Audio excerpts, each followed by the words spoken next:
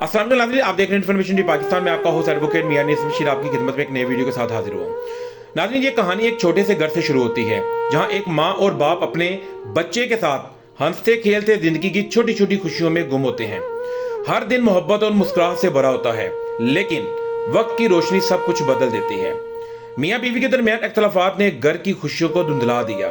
एक छोटा सा दिल बस बीच में रह गया। नाज़रीन, फिर एक दिन वो केस अदालत में आ गया।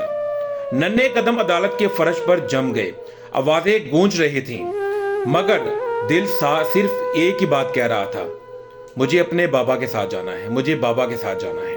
अदालत ने अपना फैसला सुनाया। बच्चा मजबूर था कि मां के हाथ छोड़ दे, लेकिन दिल टूट रहा था, आंखें आंसुओं से भर गई थीं। सिर्फ एक ही आवाज आ रही थी, बाबा मुझे ले जाओ, बाबा मैं सिर्फ तुम्हारे साथ जाना चाहता हूं। मां रोते हुए बच्चे को गले लगाती है।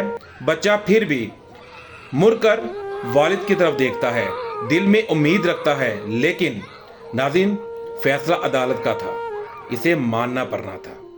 हाथा अदालत से बाहर आता है। बच्चा मां के साथ चल रहा है, मगर दिल बाप के पास है। पीछे मुड़ मुड़ कर देखता है, शायद कोई इसे वापस ले जाए।